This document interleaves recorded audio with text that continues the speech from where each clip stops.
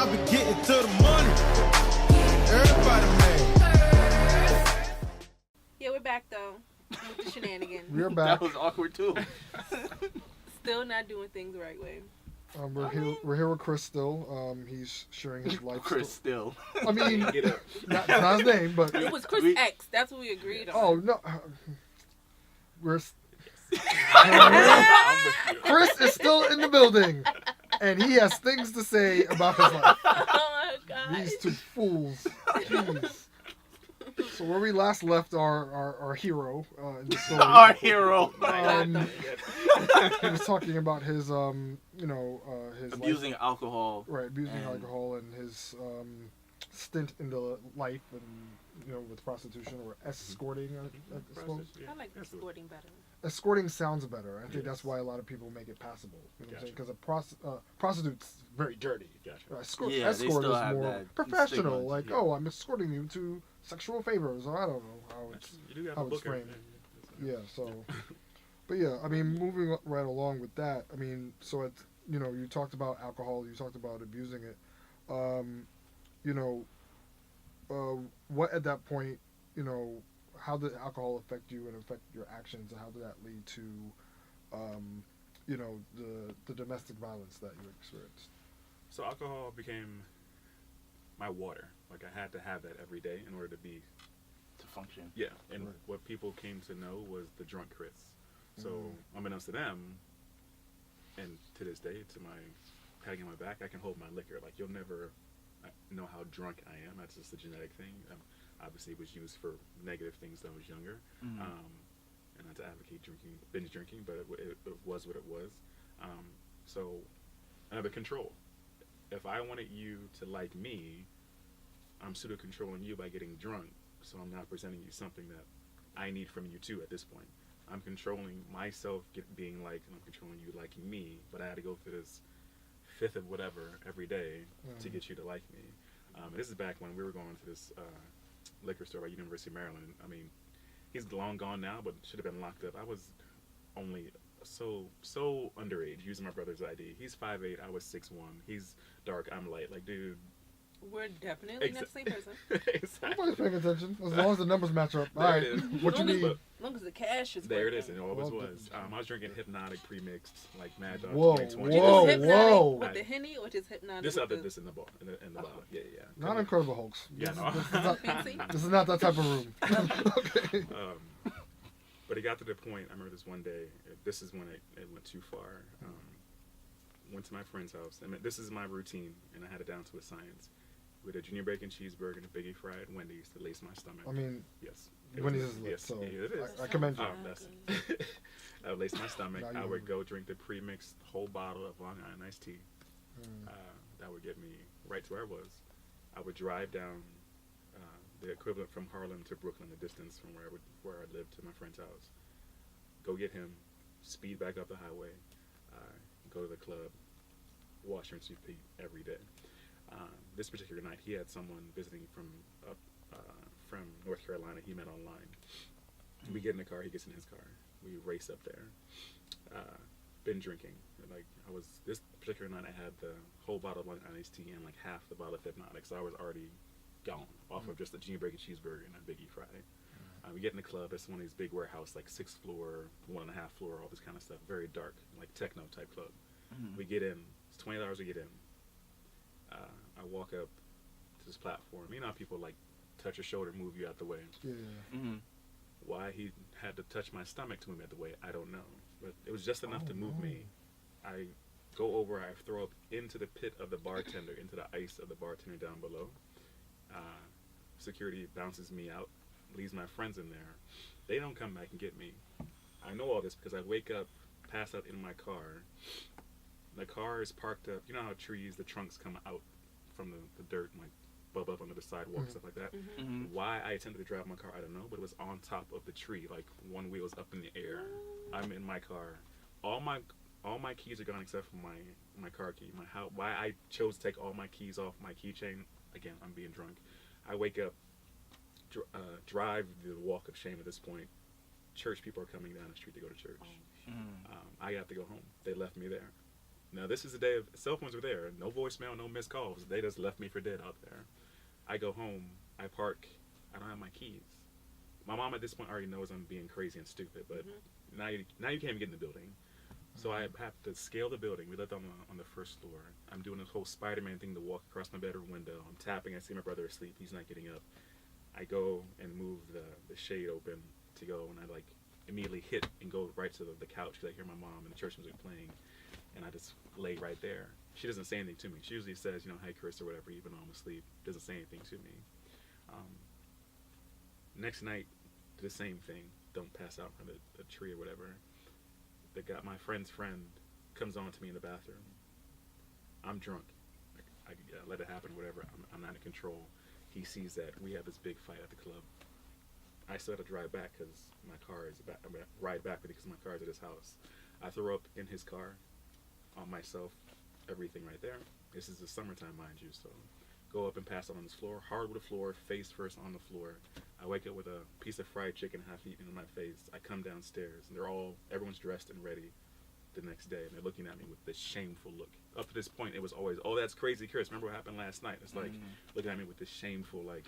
When you gonna get your shit together, bro? Exactly. Right. And that was what led me to the Celebrate Recovery. I was like, again, and having to go out and see and smell That. hot throw up in a car that's been sitting there overnight. My face still has lines and falling asleep on the floor, on a hardwood floor, passed out. And these people who were literally just 24 hours ago had my back and ushered me, championing me, drink more, do more crazy stuff. Like, you gone too far. Ain't that the bullshit? Yeah, you gone too far. It literally be like that sometimes. Like, oh yeah, we all know him as a crazy person, and drink, and then when they get too far, they're like, damn, like really. Now you wilding out. Now you're a responsibility. Right. Yeah, not your responsibility. Then it's like, oh, that's just how we be, son. Like, shrug. Oh well. And then they judge you. Oh, shit's crazy. Shit's wild. I was like, how? Like, you were just screaming shots like 24 hours before. Exactly. Like, Literally. Yeah. crazy. Did you have any kind of intimate relationships during this time? I was just about to ask Like that. serious? Or Yeah, like serious relationships. Yeah, because you've told us numerous stories up to this point. I mean, you briefly mentioned the one girl that you broke up with, but besides that, I'm thinking in my head, it's like there's no way you had any substantial relationship at that point. Not at all. I dated a girl like 5 years after I broke up with my girlfriend in high school. That was dating like I see every other whatever. I was into her and she was into me, but she had another demon she was messing with, so that was doomed to fail anyway. After that, no, there was nothing. What freaked me out and still kind of does freak me out now a little bit when someone would compliment me, but like, I know what I'm projecting, like this drunken, escorting, stealing, out of control mess. How can you find anything on me attractive? So instantly, 85 walls up. Nope, you're lying to me. I'm not in control. This is all just another facsimile of my life, and like I just can't accept it. Right. So even if there was Mr. or Mr. Right, you're getting cut off. Don't say anything nice to me because I'm not gonna believe it. Unbeknownst to you, like please never compliment me at that time in my life because that would just make me even more anxious, more defense mechanism. Yeah, it was just like, on that it pops up. Yeah, why are you not asking me what's wrong with me versus, oh, you look cute? Like, no, please ask me what's wrong with me because I want to tell somebody, but you're seeing something that I don't see. Yeah, so no relationships other than with myself at that point. I know you asked about the domestic violence. And this is something that I haven't shared with anybody, literally. Well, a few people know. For 5 years before moving up to New York, I was in a relationship with another man to the point where we got engaged, and that's what brought me to New York City. What happened to domestic violence, at that point I just finished, my little restitution, had been arrested in like 5 years. I was clean, right? There were still mental issues there that were unresolved, clearly. We were arguing, and I remember telling him that he didn't care about me because that was my little defense thing. I was like, oh, you don't care. You just don't care about me. You're just going to say what you want to say. He slapped me. I had never put my hands on him or nothing like that. Like, he slapped me, and when I tell you, like, if you can see, like, the stereotypical sitcom, like, you slapped him, like, time froze. Like, I really froze, and I felt this rage come into me, and I was like, don't react. Now, where that calm voice came from after all those years of being stupid, I don't know. But I didn't hit him back. It was silence. You know, I told him to get out. He came rushing back. And unfortunately for me in that time period, that was the wrong thing because got him. That was control. Had we just broken up, I would have had time to, like, okay, Chris, now after everything else, we're going to turn the page and write domestic violence on top of all this. Now you're getting slapped by a man? No, like, that would have been, hopefully would have triggered me to go get help. But the fact that he came back, hindsight was the wrong thing that happened. So we, intertwined, started vacationing together. Mind you, this whole time my dad doesn't know, mom doesn't know, my brother doesn't know. No one knows who I'm dating. I told him I was dating a woman at this point, but they never saw him. They never saw me with him. There was no Facebook, there was no posting, there was no nothing, right? Complete silence. It got to the point where we would argue, and the arguments were always, for me, were cemented in my past. I couldn't get away from it. So I to this day remember looking at his face like, why are you so angry over this little stuff? And I'm like, it's not that I'm angry about. It's this semi-truck of emotions from years coming at you every time we get to this. I can't control it. Right. So we have these volatile blow-ups, break up, get back together, all that kind of stuff. It would lead to me when he would like literally run away from me in his house, I like would trap him in the door. Like, you're not going to leave until we have this argument, have it hashed out. There was one time he came over my house and he wanted to leave because we had an argument, and I blocked him, and he had a dog with him. The dog was like getting all skittish or whatever, and he pushed me and he scratched me and like drew blood. Lost it. When I say I saw red, like it just started pounding on him. Like, this is the person I'm supposed to be in love with, and this is the person I'm dating at that point. Why am I hitting you? Like, I chased him down the hallway, hitting him and things like that. To this day, my mom will hate this if she ever hears this. To this day, there's still a streak of my blood on the wall in the stairwell. It looks like it's just a mark on the wall. It's actually my blood that's on the wall from me chasing him and hitting my head on the staircase, chasing him out of the building. That's how upset you was. Yep. That you didn't feel that? Yep. So yeah, and before moving up here, we went to a club, drinking again. I noticed him looking at somebody at a bar. lost it. Yep. We were driving up this hill, at least a mile away from his house, and I'm, wouldn't let it go. Like, I saw you looking at him. I saw you looking at him. I saw you looking at him. He's like, no, I wasn't. And he finally was like, yes, I was. Berserk. I reached over to the driver's side, ripped his chain off his neck, and got out of the car. And I sprint up the hill to his house because I'm thinking he's going to get trapped by all these street lights. I can get to the car, get to his house, and be waiting for him inside before he gets there. He's driving a BMW, and I'm on foot running uphill. So, of course, he gets there before me. But, again, hindsight, anger, whatever. I get there, and he's already throwing my stuff out of the house onto the street. I get to the door. I get it right before he closes it, and I'm, halfway in the door. His roommate's upstairs. I don't know why. I'm like, oh, you're going to wake your roommate up. Like, why am I caring about other people at this point? But exactly. We got to fight in silence, yeah. bro. So he's, I'm pushing back and forth. And he starts slamming the door to the point where it broke my foot. And it broke the frame around the door. So the door is off the hinges. It's like 3 a.m, the ritzy part of DC, this big burly black dude arguing with this skinny white boy, Asian roommate upstairs. Like, yeah, this is not going to would not have ended well had police picked up. Exactly, right. So we talk. Odds, my friend. Exactly. Yikes. So we talk all night. We calm each other down, and I'm like, okay, I'll just sleep here on the sofa because you have no front door. I'll be your guard, so to speak. He's like, okay, fine, whatever. Roommate comes home and wakes up and she's like, whatever, and walks out the door. She didn't want to deal with it. So, haven't showered, still drunk, morning breath, piss drunk breath, whatever you want to call you. My foot is, my shoe is like the size of a house slipper at this point. Like, it's fluffy. I take it out and Nutty Professor, it's balloons. I didn't realize how, he cracked it right underneath my pinky toe. Like, it was cracked right across. I had to limp home. Had to go get surgery to repair my foot. And to tell my friends I was that Lifetime movie, what happened? Oh, I got it slammed in the door. Again, we're writing embarrassing pages in your story. There's one thing you're loud, rambunctious. We knew what you were doing. Now you're the typical. Oh, what happened? Oh, I fell. I got it caught in the door. Right. No, you didn't. Now you have pins in your foot. You have, metal plate in your foot because of your foolishness. But at that point, I was too far gone again. I can't tell these people the truth. This is the same Chris that we just came from getting you out of being crazy. We're just to the point where we're just really a little bit talking to you. I can't tell you this now. That's gonna break that bridge all over again. So that's the domestic violence part of that. Sheesh. Yeah. Well, you've already discussed one of your suicide attempts, and I believe you told us you had 3 altogether. Mhm. So the first one was the car. driving on the highway. So what happened in the other 2 scenarios? So the other 2, one was alcohol, but they were both up here when we moved. So when we moved up here, I told my family, "Oh, I'm moving to New York to chase my dream," and I really was. We moved up to New York with. Oh, a friend. Again, still lying. Couldn't even tell them that this is the guy I'm moving up to New York with. They had still to this day, and when they hear this, they'll know this. But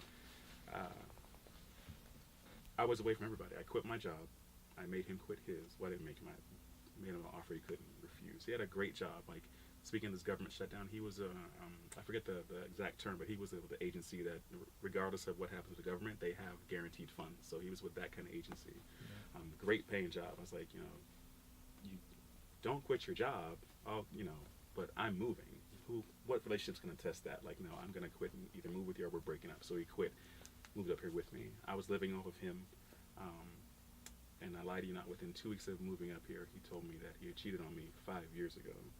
And this had always been a point of contention for us. Something in me, spidey sense, knew that incident that happened 5 years ago when he went away to Boston for that week. We were fighting. We weren't really anything serious. You did what you were going to do. But you lied and said, no, I was just up here. I needed my space. So comes out, now you did that. And to me, again, seeing red. Like, now I'm up here, no family, no job. I'm living off of you, literally. So whatever you bring home is what I have to eat off of, basically. And now, to me, it's like these 5 years are a waste to me. So he went to work, and now mind you, I've never been anywhere near. Well, I have been.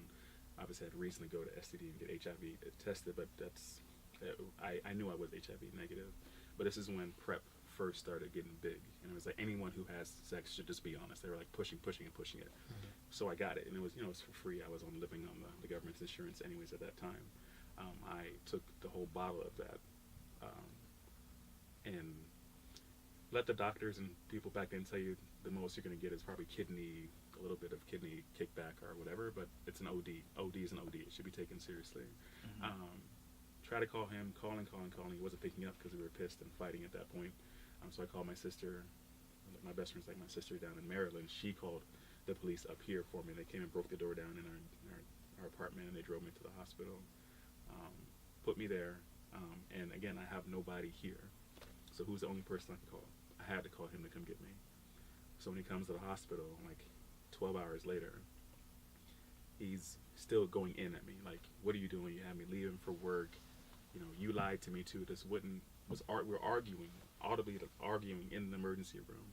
And I'm telling him, look, I want to leave. Like, can we continue this? Like, we will fight later, Ike. Like, come on, like, let's get this over with. But it's just like, he wouldn't let it go, and I felt so helpless at that point. Like, one, you're attempting to take yourself out because you're so alone, and two, this person has this power over you. Like, without him, I don't leave that hospital. Like, they'll admit me to a psych ward, which they should have done anyway, but I had to get my mom. Someone who actually is my family would have to come up here to sign me out. So it's just another low point for me being with him. And the other time, it was just alcohol related, just getting drunk and inserting myself into. I went to this really rambunctious reggae club that's known for fighting, and went there by myself. And when I'm drinking, even when I'm not, if I've had too much, as I'm sure a lot of people, you have that essence of just don't fuck with me, don't look at me. Anything you do, even if it's right, I'm not fucking with you right now. I went in there just looking for trouble. I'm like, someone please beat me down. Someone beat out the pain in me right now. And again, same with the driving, letting go of the steering wheel, same with ODing on the PrEP. I wasn't in control because each and every one of those times I should have been taken out or something should have scarred me for life, but I walked away unscathed from that. At what point did you start to seek other things to get you back on the right track? Because you clearly have been through a lot. So I can imagine somebody else walking in your shoes not seeing the light at all. So what was that beginning for you? Hearing my sister on the phone was one of them. I've heard her cry, like, gone through things, but it was never from something I did to her. Mm-hmm. And just to hear the disparity in her voice was like, you're not even here. I can't even come get you. I mean, I can come get you, but it's gonna take 2.5 hours, 3 hours. Like, I can't reach out and say, Chris, come back home. Like, she sounded so lost. She's like, what are you doing up there? Do I need to come get you right now? Like, I could hear the scuffling of keys and stuff in the background. Yeah, and I was like, no, just stay there. Like, I needed to go through this. And I told her that, and she's like, no, you don't. You're coming back home. And I called my dad, being as vague as I could be about details. I was like, Dad, it's not working out up here. I had to go to the hospital. Like, giving him truth, but not the why. Yeah. And to hear him, like, he got choked up. He was like, Chris, come home. Like, he was like, send the bat signal up. We're coming to get you right now. And I was like, people care about me. And that's for as dumb as it sounds to people who can listen to this, it finally clicked. Like, Chris, there's a reason why you're still here. Not to get all philosophical and spiritual, but people were praying for you. Yeah, exactly. It was like, know. yeah, and I'm like, because you look at it and like, I can go into detail about other things, but like this is the stuff that we combed over. Like any one of those situations would have wiped someone out. Yeah. And I'm going through multiple of them, and this is like, Chris, don't get a big head, but there's something bigger than why you're here. Because we hear plenty of stories of, even to just start off with, when you just first moved here, how many cases we've heard in the last year of kids that get bullied and take their own lives, Right. or even with the sexual assault, can't deal with that, whether it's the accuser actually killing them in the process or post the situation they take their own lives. So you went one after another. You just kept running into other stuff, and you're still here. Yep, each time. So I always been a fitness fanatic, and I always wanted to dance. I always wanted to act. So there was one day I went into the city, and I was walking by Alvin Ailey, and I was like, okay, we're going to start dancing there. We're going to pick back up dancing. I went in and signed up for class, and I was walking back down. They were filming Law and Order, and I was like, I put it on Facebook, and like, I'm going to get on that show. Like, that's just something I'm going to do. And I went on Thumbtack and set up my profile for fitness training, and I got we'll just say a high-profile client off of that. Not prostitution, it was just someone that was an affluent individual. Excuse me. I was like, yeah, you can do this, Chris. Like, you didn't do anything wrong today. Like, you may be feeling like you are wrong, but you went to class. There was no motive. You didn't drink. You didn't have any ill-conceived thoughts about anybody. You did things positive. And getting that client, going to class, seeing that Law and Order set, being that close to it, was like, it awoke me. Like, something was like, bing, like that light went off. It was like, Chris, even if you're homeless, like, this is why all of these years, like, here, like, Right. here's that first foot in the direction I want you to go.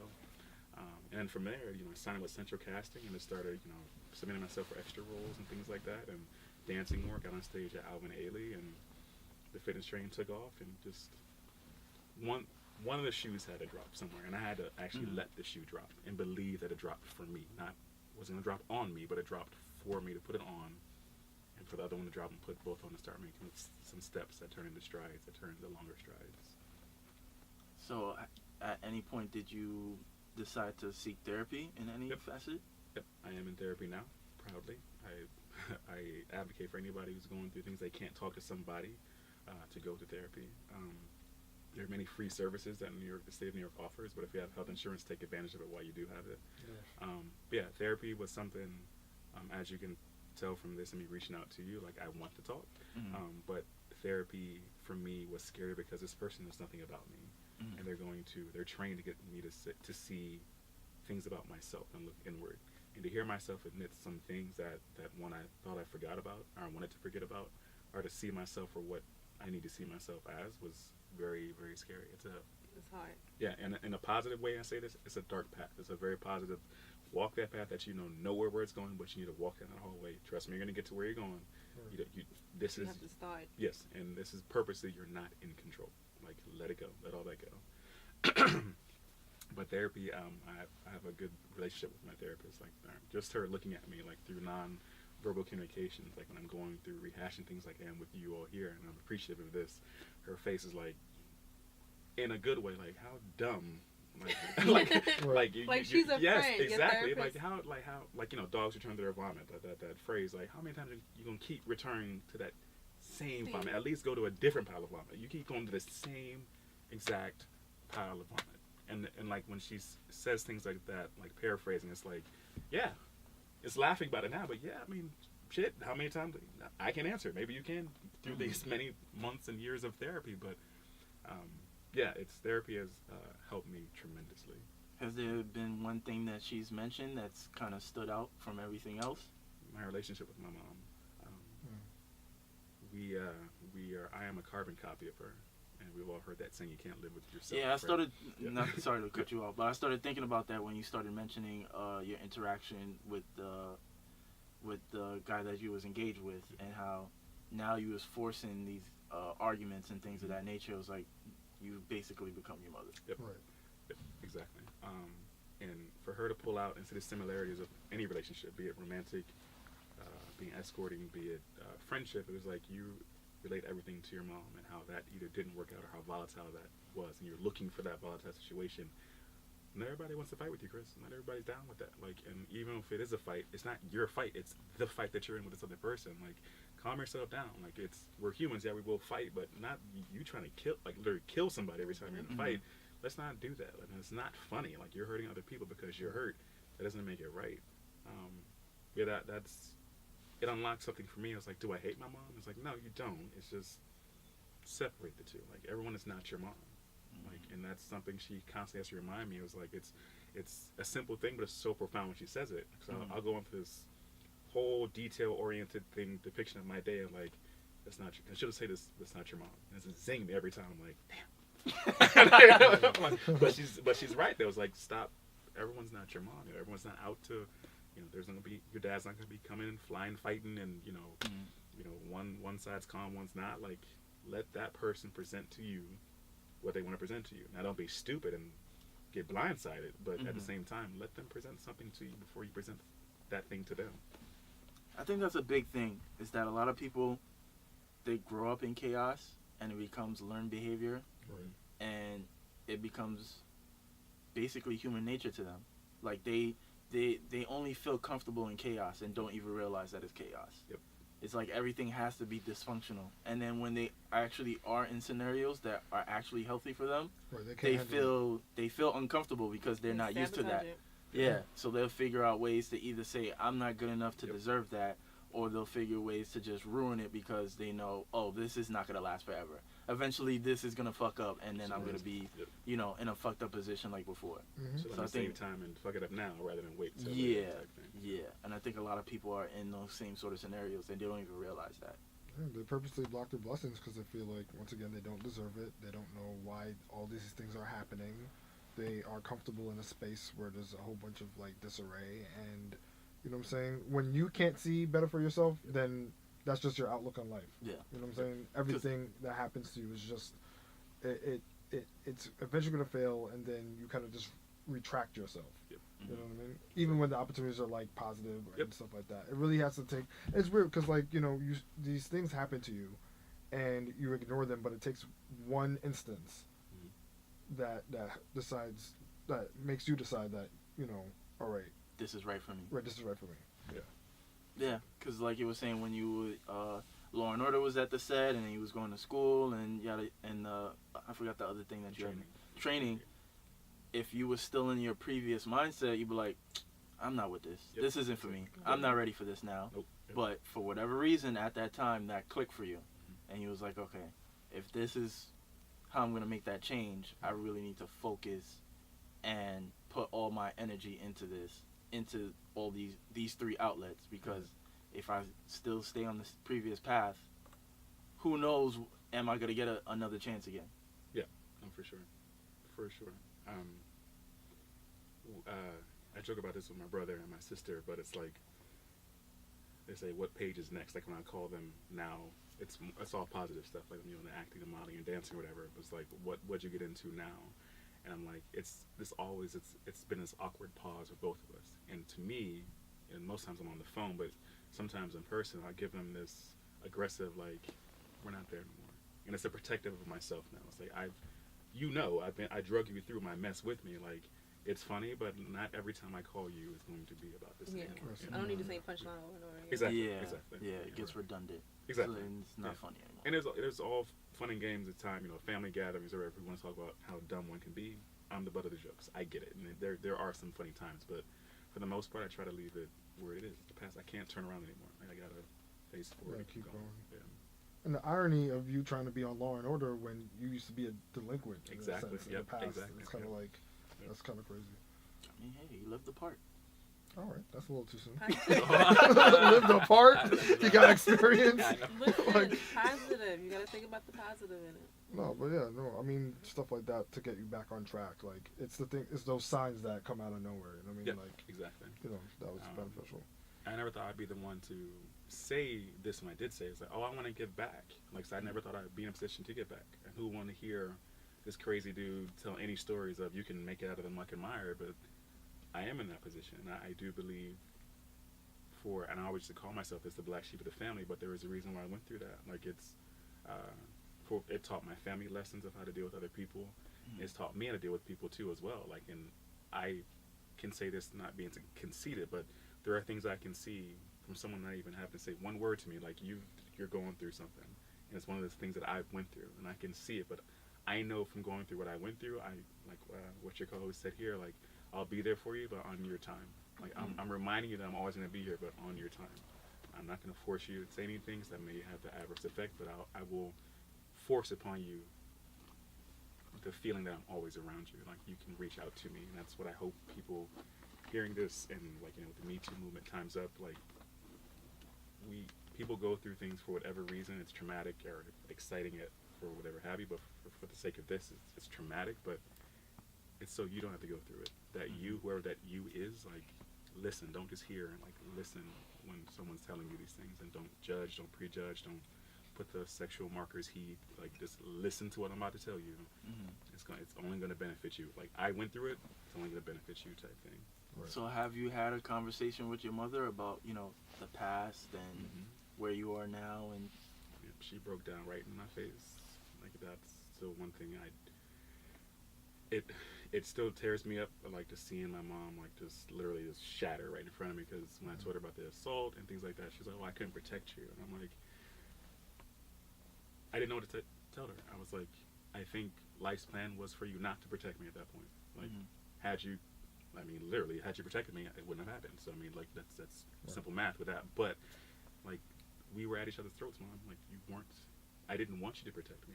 As evil as that sounds, like I didn't want you around me. That's why I went upstairs without you. Like I would have invited you up to my little fake penthouse if I wanted you up there. But there's a reason why you weren't there, and there's a reason why I didn't tell you for so long. We have a better relationship because of that. Like it's like she'll bring up my ex. Like I think we have a conversation out earlier about parents holding on to that one random thing and never letting go. Like, well, where's that friend? Like, you mean the one from 20 years ago? Like, she'll bring him up. Like, is he gonna be around if you come back home? Like, Mom, I don't know. Like, I don't know where he lives. I'm like, we're done. That's like, done. Do done. you still talk to him? Like, Right? Is that your bestie? Exactly. Right? I mean, the genuine care comes across, but again, it's the like leave it alone type thing. Yeah, Mom's over. But my brother, like, he shocked me. Like, again, if you saw him, you'd never think he's my brother one, and he's literally half my size. But the first thing out of his mouth was, when I told him about the assault, where's this guy? Where's he live? I'm like, he'll snap you in half for one. But Little one. I know, right? Right. You'll Little get me in trouble all over again, right? But it's like, but the care was there again. Like, that's his first thing was, where's this guy at? Not Chris, she did something wrong. It's like, where is he at? Where is he at? Same with my dad. As calm as he was, I'm like, okay, we don't need you going Darth Vader on anybody, because he's like, where he's trained. Yeah, exactly. Right. Military He will trained. kill you Just 5 times before you touch the ground. Exactly. Now he's in the closet. Now he's gearing up. Now he's on a rampage. Now he's John Wick. right. Oh yeah. That's the gun. The Equalizer. Word. Quick too. Quick, Liam fast, Neeson. furious. Everybody relax. Exactly. Remind you, this all happened 20 years ago. Don't. It's Right. And not. if still your family, when they Oh. care about you, they would slap the crap out of somebody Quick, who too. did Yep. something to you Yep. when you was in the 5th grade. Yep. Cause I'm that person. I'm like, oh, that's her. Yep. Tiara, my sister. I'm like, oh, that's her. When we used to live in Brooklyn. Oh, alright. Like just acting a whole damn fool. Exactly. Gotta love him. Gotta love him. Yeah, for sure, for sure. So, do you ever see yourself I mean, are you in a relationship now, or do you ever see yourself falling in love again, and possibly getting engaged again, getting married? Oh no, for sure, for sure. And it's another thing I'm going through with my therapist. And my brother. We had this very honest conversation. He was like, one of his initial things was, oh, you're not into guys. You're only into guys at that point because of the assault. You're only going to what you only know. Because at that point, I never had sex with a woman, so that was my virginity. How as violent as that sounds, but I can't speak back to that because my mind was so twisted back then. I don't know if I'm not going to get into the whole biological thing if you're born gay or not. I mean, you are who you are. That's not who. I'm not the creator. I'm not going to get into that kind of conversation. But I've never lost attraction to a woman. Like, I naturally had a girlfriend, and that's what I naturally went to. I naturally dated a woman 5 years after, even when I was drunk out of my mind. That's natural. Naturally, I've dated women since moving here after the engagement fell off. I'm not going to be the one to say, oh, don't label me and be, the safe non-label. That's not it. I just know, I know what I know. And if that ends up being a man, I can honestly say at this point, I want to naturally have kids. And that's not a knock against anybody. I want what was put in me biologically to kick off the other biological side on the woman to have the kids, right? By me, without getting nasty. We're fucking, basically, about that. So, put it like that. I curse all the time. Go ahead. Yeah. Thanks, Nina. But at the same time, I have the history of being with men, and I know I was engaged. I loved him. Like, I accepted the ring from him. I was gonna, after 5 years, as crazy as it sounds, okay, now we're gonna go tell my parents that I'm with you. So, I'm not trying to be vague on purpose. I just know, I know what I know. I know what I know. Yeah, you know what you want. Yeah. That's nothing wrong with that. Yeah.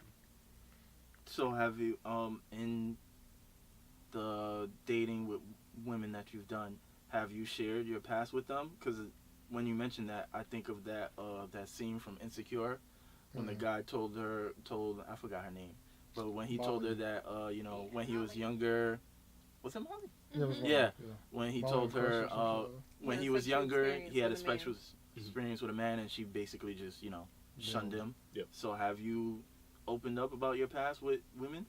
With women, yes, not to the ones I've dated. Okay. And one who is my friend now, I was very, very scared to open up to her about that. There was no, what ultimately led me to talk to her was that there was no, Chemistry. the outcome of being anything more than friends. It was already there. Like, it had nothing to do with lack of attraction. It's just you meet those kind of people, we're friends. That's where it's going to be, and we're friends. But it was still, at that point, a woman who I only met since moving up here. And I was like, okay, I'm about to tell you something that, looking at me, you probably just wouldn't even know what's coming out of my mouth. And she's like, okay, whatever. And the tea in China is $3 today. Like, I mean, it's like, what else do you want me to say? I'm that Like, friend. I'm like, okay, so I want to take tequila shots. I know, right? Where we going tonight? That was the thing. I was like, and I'm all sweating beads. I'm like, damn, what you gonna say? It's not even And I'm that like, serious. okay, I'm hungry, but what we gonna do? I'm like, yeah. So yeah, I want to be as transparent as I can with people. Not stupidly, like you're not gonna know my social security number at the first date. You're not gonna know this about me on the first date. But when I can trust you with things, I want to be able. Same thing. I want you to trust me with things too. But I do know, to your question, it's. I want to assume it's gonna be harder for the average person to hear that, especially early on in the dating scenario. But I'm to the point now, obviously, with being on the guest on your show. You just gotta live your truth. Time is going forward, and I can't hit pause on it. Like I gotta let it out when it's time to let it out, when it's appropriate. So where do you stand now? Like, you clearly been through a lot, and you've mentioned numerous times you would leave stuff in the past, but I remember a Jay-Z quote is like, no matter where you go, your past walks into the room with you. So I'm sure some days are easier than others. So where do you stand now on like a daily basis? Do you have days where it's like you look back and it's like, whoa, like I've been through a lot, but now I'm standing in a point that I would have never imagined 15, 20 years ago. And I'm sure there's days where it's like, you may think in a more negative aspect about certain things. So how is that, your daily life at this point? More positive days than negative at this point, which is a breakthrough for me because of going through therapy. But it's still shockingly to myself.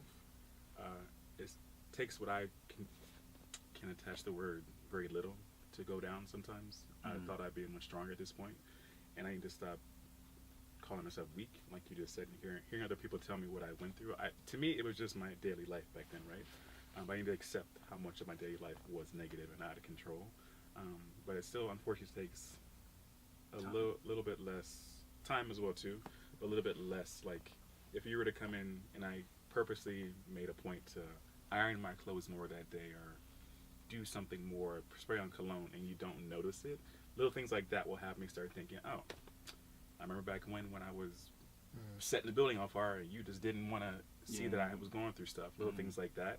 And I have to catch myself immediately, like, Chris, you have a job, like you're doing all these things you want to do. Yes, that happened, but look at what you do. I have to constantly remind myself. At the same time, getting out of my own way of hearing myself say that, because I'm my mom's son, right? You know, like Jamaicans, like from the culture, like you give the person the shirt off your back, literally. So to hear myself boast about anything kind of contradicts that to me. Like, it's like, you're nothing, Chris. Yeah, you may have done something, you may have gone through this, now you're working, you've been on camera before and things like that, but don't get a bigger head. And while that's my own prison I'm putting myself in mentally, that's another thing I have to constantly juggle now, because it's like that third ball. I'm inserting that third ball in my juggling act when it doesn't need to be there. So it is a daily struggle for me sometimes, but it's more often than not that it isn't, which is a good thing. Like, it's finally tipped to be majority of the time. It's more positive than negative. How long have you been going to therapy? Cumulative now it'll be 3 years. And I implore people not to be ashamed of that. You don't got to say your therapist's name or give your name if not, but saying you go to therapy is only making yourself stronger. I don't know where I got this quote from. It may have been American Gangster with Denzel. I remember with the shag carpeting scene, I think, when he slammed the dude's head in the piano. Like, the loudest room in the room is like the weakest one, I think you want to say. And for me, what I got out of that when I was watching it, and, you know, lying to you not when I'm watching that movie, the person that admits his weakness first is also the strongest. And not just verbally, but it's to yourself. If I walk into this room and say, I have on a black t-shirt, if I wasn't supposed to have a black t-shirt on, I'm the oddball out. But if I can admit that to myself, and rather than play off of that, like, yeah, I got the only black t-shirt, versus Chris, you're the one that's oddball, and go from there and just accept that you're not the, and it does something for me. And that quote and seeing that violent interaction with the shag carpeting and the piano thing was me, like, minus the violent the interaction they had in the movie, but loudest one, Chris, you are the weakest thing wherever you go. Like, wherever you go, it takes very little for you to be some drunken mess and whatever. But as soon as I flip the script, I'm like, Chris, you're out of your element in this room, so do what you gotta do. Go in the corner, position yourself, talk to her, stand behind her, hold someone's hand, do whatever you gotta do to get yourself to the point where you're not gonna be the weakest person in the room. It's all these little things that working with my therapist have instilled with me, like these little mental checks I have to do, literally daily mental checklist to keep myself on the right path. So. And do you ever keep like a journal? Because I always talk about how I go to therapy. I always talk about that. What I do is I keep a journal, and I ask myself, how are you doing today? How are you doing mentally? How are you doing emotionally? And I have to answer all three of those questions before I go to bed. And sometimes I'm like, man, I don't want to do this. This is stupid. I'm tired. That's how I'm doing. I'm fucking sleepy. But I feel like that helps me at times. And if there's any point where I can't answer one of them, when I wake up in the morning, I'm like, okay, how was I doing yesterday emotionally? Like, just to answer it and just to get it out. Because even though sometimes it feels like a task, it does help. And it has helped me. Yeah, for sure.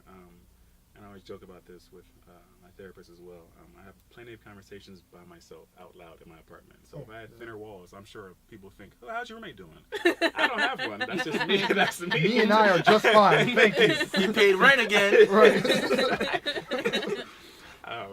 But that's another thing of me to stop that controlling feeling of myself. I'm like, nah, Chris, admit to yourself you did something stupid. Admit to yourself this past weekend you watched football all weekend long and didn't do anything about your acting or modeling thing. You didn't do anything. You got fat eating pretzels on the couch. Hear yourself say that. It reminds you that. And so you're thinking about the journaling. I fell off doing that, but I have a whiteboard. I have 2 whiteboards in my house now, and I write things down on them. Things I need to accomplish, things I want to accomplish, things I need to look at, things I need to, like, emails I need to respond to. I put your name on the board when I was like, make sure you email Steve before, certain dates, and it seeps into my subconscious. I'm like, we can do this. And part of the board is in black permanent marker. I just wrote in make better decisions. I can't erase that. So that's always something I see, and it's in different color ink than everything else. So I always see that before I leave out the house. So. I want to ask a creative question real quick before we go on. So, I mean, with all these experiences that you've gone through, obviously they're in your past. And I know that you've expressed that this is you're not looking behind you, you're looking forward. But just I guess in an imaginary scenario, let's say if you could go back in time, right? And not change the aspect of anything that happened, but if you, in your state of mind now, could go back to a point throughout any of these experiences, kind of like talk to yourself, you know what I'm saying, and try to like pull yourself out of that scenario, even though it may not work.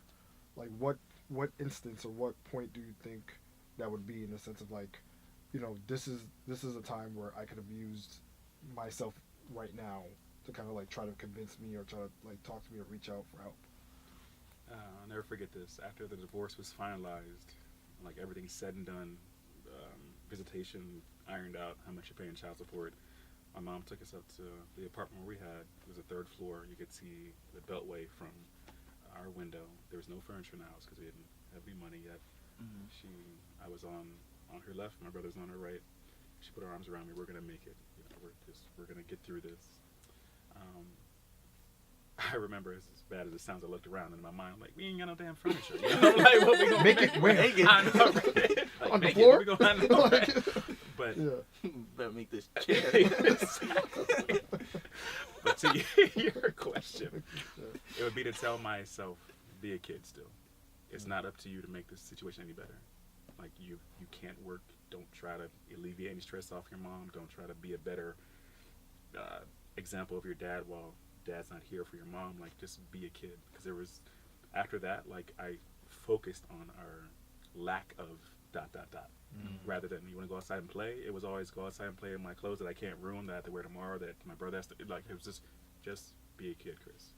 Enjoy being 8, 9, 10, 11. Like, I'm not going to say the whole, to bring up someone who passed away, Michael Jackson never had a childhood that wasn't that extreme, but I didn't have a free childhood, because it was like, when I'm coming home, okay, it's 3:30, mom's coming home at 5 something, I gotta warm the chicken up or whatever. Like, what 8-year-old is staying at home worrying about, by himself, waiting for his brother to get home, warming up chicken, make sure it doesn't get burnt because we don't have food to replace it if it does, and can't crease these shoes. Literally, you can't, because your brother has to wear them. Like, you can't get these jeans dirty because your brother has to wear them, things like that. So, long-winded answer, just be a kid. Right, and there's many kids in a similar scenario where they have to grow up quickly, because there are in those type of scenarios where like either their family's fractured or they're the oldest of, what I'm saying, and they kind of miss out on that childhood because they have to grow up so quickly. So it's kind of like a weird like parallel, whereas like kids have to grow up quickly and be adults, and then as adults, like, we want to be children because we missed out on those opportunities. Exactly. Yeah. And to kind of like piggyback off of that is like, based on everything you told us, you didn't really kind of have a childhood. So how was it that you were able to find, the things that you are partaking in now? Because I don't think there was any a point where you really cared. Well, I won't say you didn't care for education, but your mind was focused elsewhere. You're right. So it was like, at what point do you was like, oh, okay, I like dance, or I like, you're in IT now. Like, what even pushed you into those avenues? So for dance, I remember even back when I was 3 years old, I remember pushing the sofa back in our apartment in Germany, putting on my little good church socks, and just spinning away, turning away, watching Michael Jackson. I have always wanted to dance. But back then, and on the bass, you keep, if you can imagine, like a constricting, I don't want to say noose, because that's very, obviously, for many reasons not to bring that up, but like I don't know, something that's constricting around you, like inner circle that's closing in on you. It was just like being black, male, in Germany, on an army base. Not that many friends who are, not any friends who are artistic. This really, really small bubble of, I'm right in the middle of all those circles. I want to dance, but all these other circles don't support that. So to your question about that, it's always been in me. I promised myself from a little kid, even all the way up through my shenanigans, like, when you get the chance, Chris, if you're not too beat down, you're going to go dance. For IT, it was because we were poor. we had a Packard Bell, taking you way back, Packard Bell PC with a 5 1/4 discs. When the computer would break, my mom couldn't afford to fix it. I tinkered with it. I was good with my hands. I was like, this is something. Of anything else, it was a control thing. I can control this. I can be good with this. That's where the self-talk came from. The school, I didn't like it only because I was a natural rebel. Anything my brother and my stepsister did, I didn't want to do it. I had to be different. So I would test into all these, like calculus, whatever, English, tag, gifted, all this kind of stuff. Didn't do it because they did it. I have to control something about me. I'm not going to follow anyone else's path, especially as destructive as I am. I had to do my own thing. So I literally I should have a 4-year degree and 2 associate's degrees and a certified auto mechanic under my belt. I have none of them because I fished away each chance. Just being rebellious, wasted money, each of them. And for the acting, that is a byproduct of dancing because you're acting while you're on stage anyway. That's something I like doing. And modeling thing just came just because I just kept in shape. I just fell into my lap, not to sound conceited, I just did. Talk your shit. And the writing and producing and behind the camera, again, that's not so much of a control. It's me being creative. Like all these years, these twisted stories that I've been through. I don't want to necessarily put that out onto into the real world, but I want to do the opposite of that. I make fun of as I'm sure you could probably help me out here. I think I'm a funny guy, so I like to write. Your jokes. Yeah. I'd like to. I've laughed. True facts. People. I like to write comedy and sketches like that, especially real life. Like I take real life because real life is funny. Like if you sit down, it's a bunch of jokes walking right outside. Exactly. The joke that never ends. So for me, you can just pick anywhere and just sit. Someone will walk by and just naturally entertain you. They'll do something that's like, okay, keep it moving. So, to wrap things up, why do you feel like? Well, not why do you feel like, but why are you telling your story? And what do you want people to take away from the story? Because there's plenty of people that they would just continue moving on with life and just bottle everything up. Even if they do eventually recover, it's like, this is my story, this is what I've been through. I don't really want to share this with anybody. Mm-hmm. So why are you telling your story, and what do you want people to take away from it? What just came to mind when you said it, the word pressure.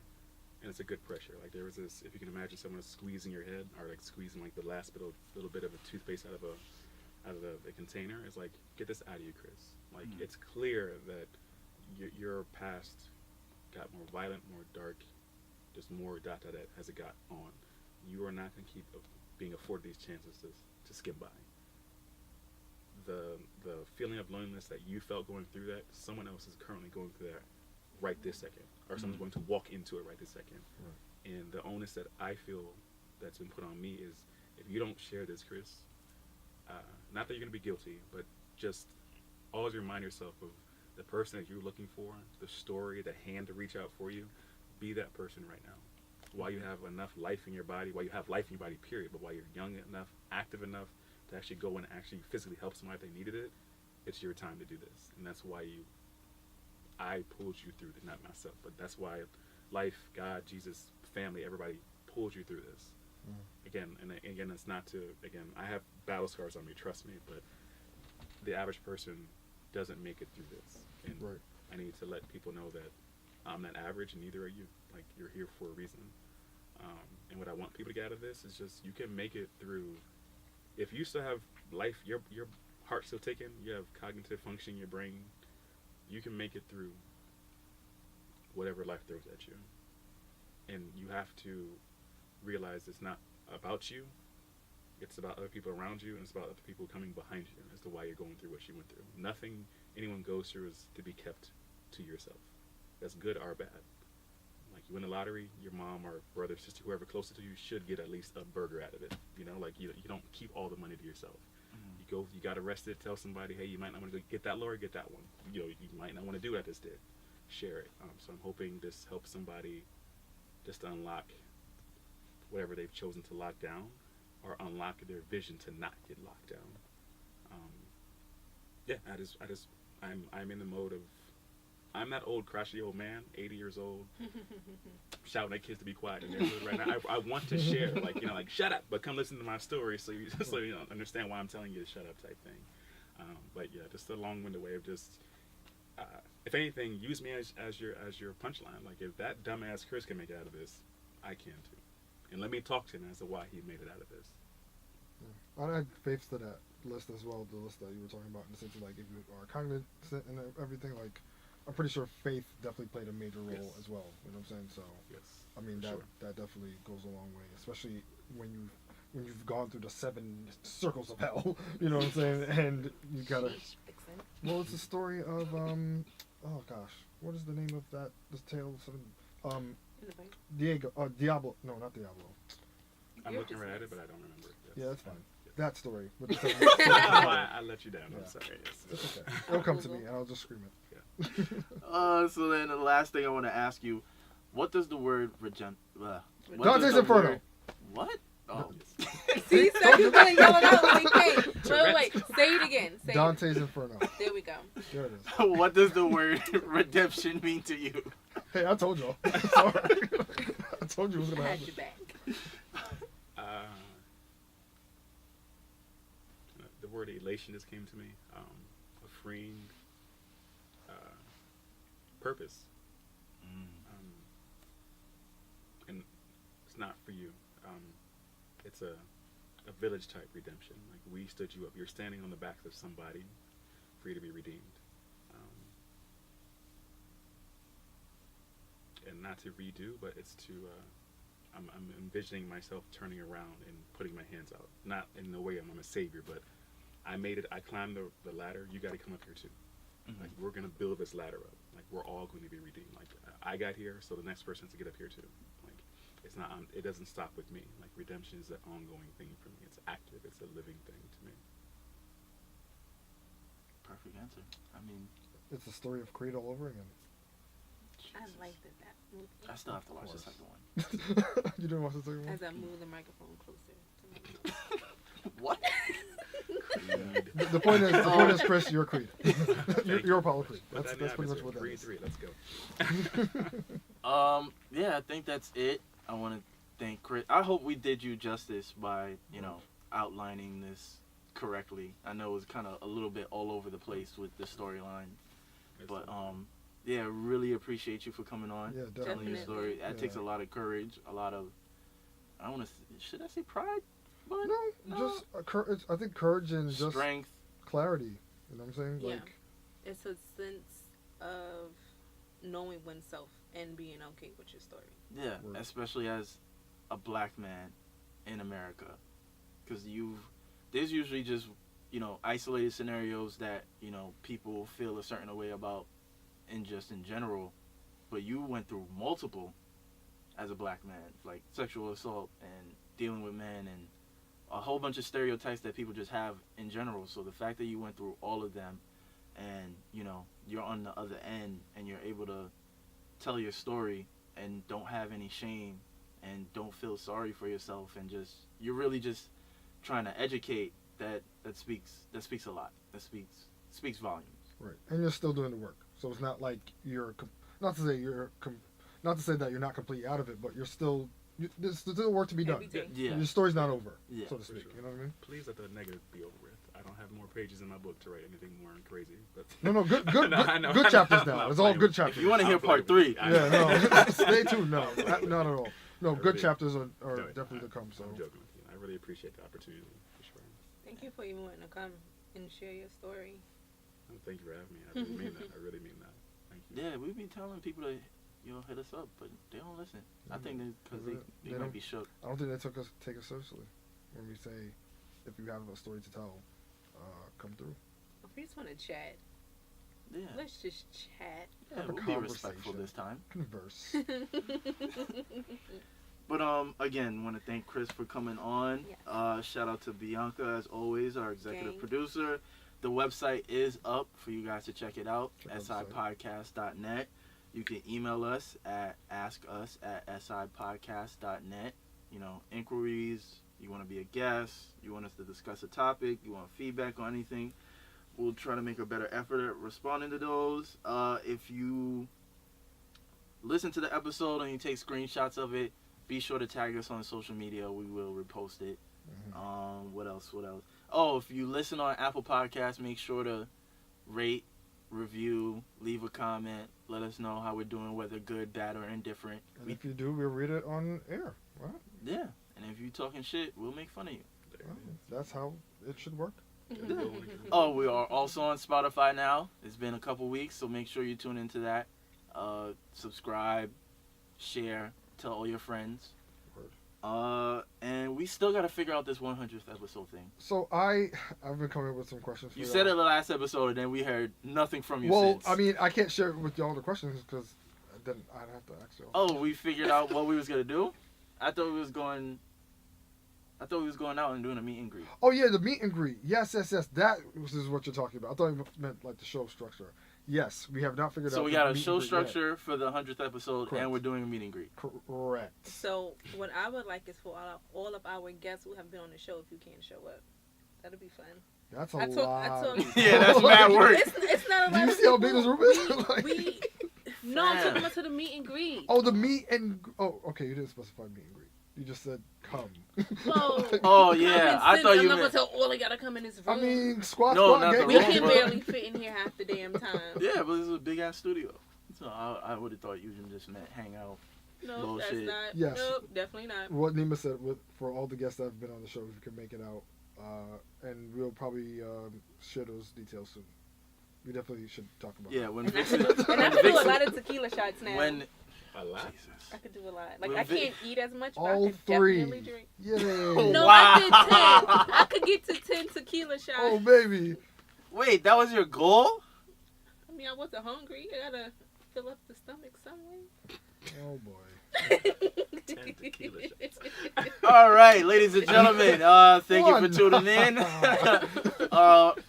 We just want to appreciate y'all for tuning in for these 99 episodes. We took several breaks in these past 2 years. Word. I've told this story numerous times of, I really didn't even know what the fuck we was doing prior to us starting this I shit. still don't know. Same. I don't know how the hell we lasted this long. I don't know Same. how the hell we took several breaks and y'all still tune in. Moon. I had a whole surgery. Word. You went through a whole transformation. Nigga, I got fired from a job. I was like fired from a job, still recording. Like I didn't know how I was paying rent, and it was I like, went all to- right, I'm gonna do this episode. We figuring some shit out next week. Man. I went through mad ups and downs myself. Like, and we still here talking shit. Winging it. Yeah. Well, we'll see y'all next week. Bye. There they go. We are out here. Fuck y'all talking about? Sophisticated ignorance. Are y'all fucking crazy? That's a fact. Talk Are that y'all shit. crazy? Yo, y'all getting me tight. Like, I be out here trying to be humble. Let's not get fucking crazy. Sophisticated ignorance. Alright?